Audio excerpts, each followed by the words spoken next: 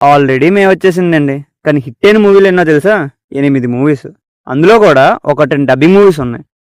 ఎందుకు ఇలా అన్ని మూవీస్ ఫ్లాప్ అవుతున్నాయి అన్న పర్స్పెక్టివ్లోని ఈ వీక్ ఓటీటీ రిలీజ్ అయిన జాక్, జీబీయు, రాబిన్ హుడ్, ఒడేలా 2 ఎందుకు బాక్స్ ఆఫీస్ దగ్గర ఫెయిల్ అయ్యో నా పర్స్పెక్టివ్ నుంచి చెప్తాను. Okay, let's dive into video.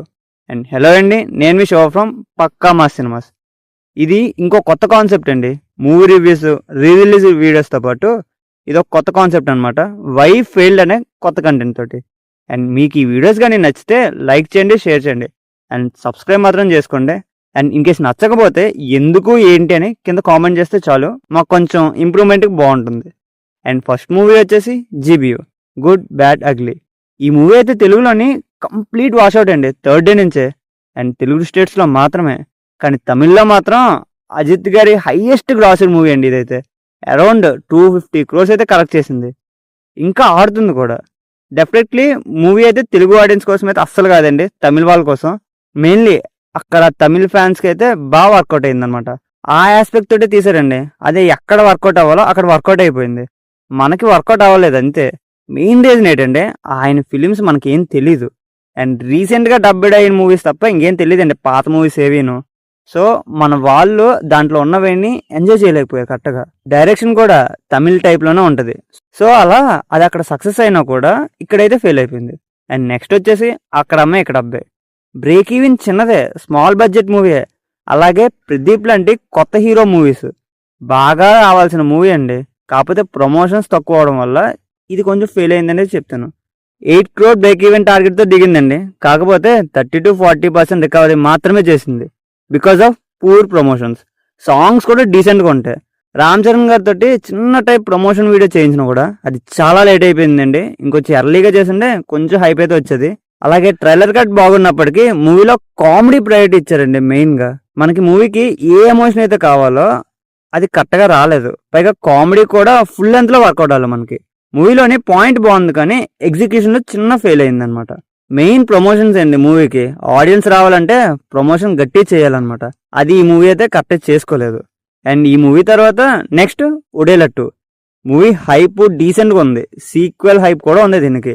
Movie crime thriller నుంచి హారర్ డివోషనల్గా మారడం, అలాగే మూవీలో చాలా సీన్స్ విఎఫ్ఎక్స్ క్వాలిటీ ఐడియా బాగుంటాయి కానీ అవన్నీ కరెక్ట్గా ప్యాక్ అవ్వలేదండి. ఐడియాస్ అవి బాగున్నా కూడా మూవీ చాలా ప్రిడిక్టబుల్గా అయితే ఉంటుందండి. మూవీ అయితే వర్కౌట్ అవ్వలేదు ఎక్కడా కూడా. కానీ ఇంకోటి ఏంటంటే ఫ్యామిలీ వాచబుల్ కాదండి మూవీ అయితే. డివోషనల్గా ఆ టైప్లో మూవీ తీశారు కానీ ఫ్యామిలీ వాచబుల్గా లేకపోయింది. సో ఇది మెయిన్ డ్రాబ్యాక్ అనమాట.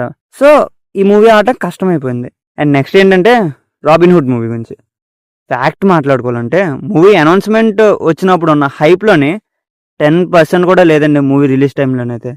మూవీలో సాంగ్స్ బాగాలేదు, ట్రైలర్ బాగాలేదు, డీసెంట్ హైప్తో కూడా మూవీ రిలీజ్ అవ్వలేదు.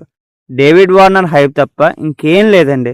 తీరా థియేటర్కి వెళ్ళి చూస్తే కంటెంట్ ఏమైనా ఉందంటే నో, ఏం లేదు. సిల్లీగా ఉంటుంది మూవీ మొత్తం. కామెడీ పైన అయితే డిపెండ్ అయింది. పోనీ ఆ కామెడీ పార్ట్ అయినా బాగుందా, వర్కౌట్ అయిందా అంటే అది కూడా లేదండి. పూర్ ప్రమోషన్, పూర్ కంటెంట్ అండి మెయిన్ రీజన్ అయితే. అండ్ ఫైనల్లీ జాక్ మూవీ గురించి మాట్లాడుకుందాం.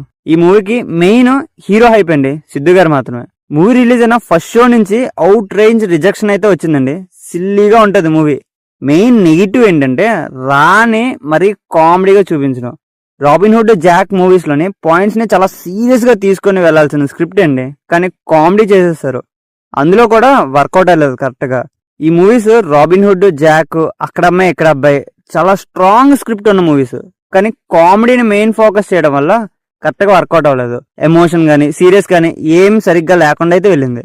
అండ్ ఒడేలా 2 మూవీలో కూడా చాలా సిల్లీ సీన్స్ అండి, ఏదో చెయ్యాలి అని చేశారు. మంచి మంచి సీన్స్, ఐడియాస్ కూడా వేస్ట్ చేసిందండి ఈ మూవీ అయితే. ఫైనల్లీ చెప్పేది ఏంటంటే ప్రమోషన్స్ కరెక్ట్గా జరగాలండి, ఎగ్జిక్యూషన్ బాగుండాలి మెయిన్ మూవీలోని. ఈ 2 చాలా ముఖ్యమండి. అవి ఏది లేకపోయినా మూవీస్ ఆడవు. అండ్ నానిగారు అయితే బెస్ట్ ఎగ్జాంపుల్ అండి మనందరికీను, హౌ టు క్రియేట్ హైప్ అనేది and how to promote film అనే దానికి. ఇవన్నీ నాకు అనిపించిన మెయిన్ రీజన్స్ అయితే. అండ్ మీకు ఏవైనా నెగిటివ్స్ కనిపించాయో కింద కామెంట్ చేసండి. అండ్ మీకు ఈ వీడియో నచ్చితే లైక్ చేయండి, షేర్ చేయండి.